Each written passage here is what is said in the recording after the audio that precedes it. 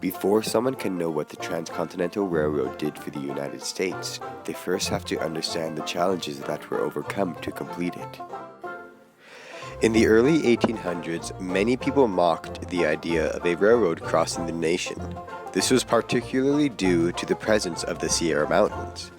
But in 1848, gold was discovered in California, which ignited a fire in the hearts of the American people. Between 1840 and 1860, roughly 300,000 people moved west, and the population was in dire need of a new way to reach the west. Before the construction of the Transcontinental Railroad, there were only 3 ways to get to the west. One option would be to traverse the Oregon Trail. This was a bumpy, treacherous trail with an abundance of mountains, rivers, and canyons for one to overcome.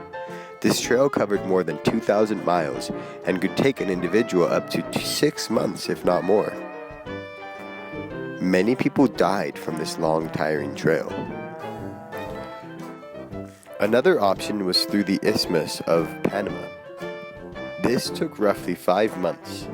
It was a mixture of sailing and traveling the Panama Railroad. But the tropical heat and insect bites led to many deaths from malaria and yellow fever.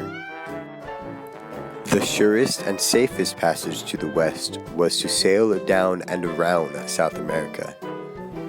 This took around 6 months, but even though it was the safest, many ships were lost in the seas along the way or crashed into the shore as they traveled. In 1853, Congress agreed that there was a need for a transcontinental railroad across the nation.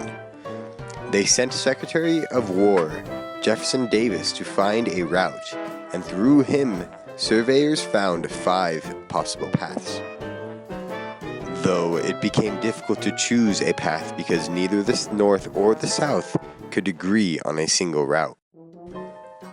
Then came along Theodore Judah, who had a dream of connecting the nation. He searched for a pass through the Sierra Nevada mountains and found the Donner Pass Trail, which had become unused due to a tragedy that occurred one winter. Now that Judah had a route, he simply needed sponsors. So he held a meeting in Sacramento where he met the men who would one day become known as the Big Four. These 4 men would later found the Central Pacific Railroad Company in June 1861, the same year that Abraham Lincoln is nominated President of the United States and Civil War erupts in the nation. Instead of the Civil War stopping the building of the Transcontinental Railroad, it in fact aids in its realization. With southern states leaving the Union, northern lawmakers can finally make a decision on which route. At last, Judah had succeeded. His dream would finally come true. But sadly, he would never see the completion of the railroad. On a crossing of the Isthmus of Panama, he caught a fever and later died in 1863. At long last, the Transcontinental Railroad would finally begin. The Central Pacific Railroad Company would build east from Sacramento, California, while the Union Pacific Railroad Company would build west from Omaha. The act promised that for every single mile of track laid, each company would receive 6,400 acres of land.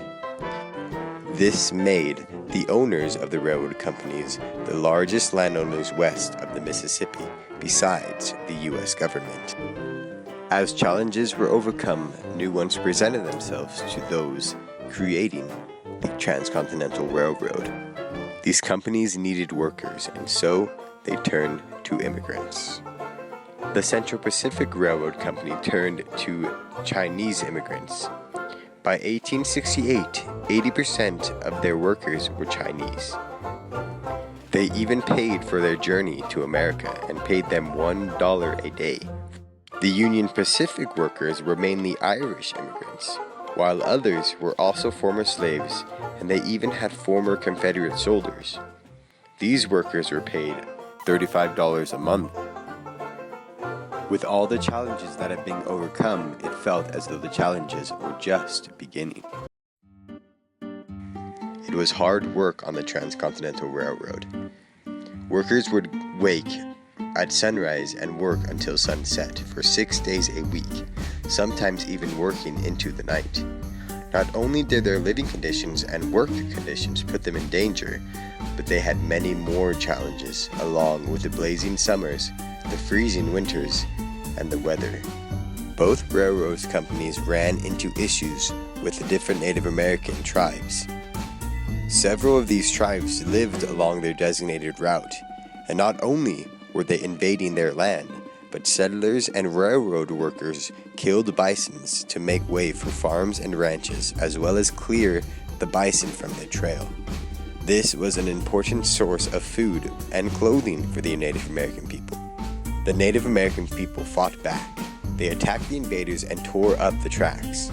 But this led to the army being called. Led by William T. Sherman, this fighting went on for years.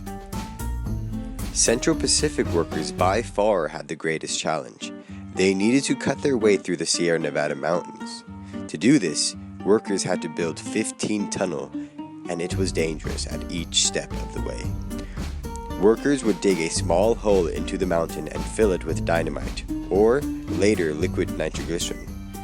They would then light a fuse and hope they could run away fast enough to not get caught in the blast. Sadly, a great many died from this method, especially the Chinese workers. The longest tunnel they built was named the Summit Tunnel. It spanned 1,659 feet into the mountain at an elevation of 7,042 feet, and they completed it in a single year. Due to these explosions, avalanches also claimed many lives on this trek through the Sierra Nevada. In the years that it takes to build the Transcontinental Railroad, it is estimated that hundreds of men died. In 1868, both the Union Pacific Railroad Station and later the Central Pacific Railroad Station both enter Utah, and the race is on. When the two railroads come close enough to each other, workers from one railroad would wreck the work of the other railroad, and sometimes even men and animals were killed. To stop this, the government designated the meeting point as Promontory, Utah. Then, on May 10, 1869, the final spike was finally pounded into place and known as the Golden Spike. Finally, the greatest engineering project of the 19th century was finished, and the United States erupts into celebration. What once took 6 months could now be done in 6 days, and this almost changed every aspect of the American life. People began to populate the West, adhering to a law that allowed people to obtain land if they were willing to settle there. Millions boarded the Transcontinental Railroad and started their new lives. With this growth, Western territories became states. Along with population growth, businesses boomed as well. Now, companies could ship products much more easily and businesses took advantage. Every year, for the first 10 years, trains shipped roughly $50 million in merchandise from coast. With the creation of the Transcontinental Railroad and the booming businesses and population growth of the United States, the country would never be the same.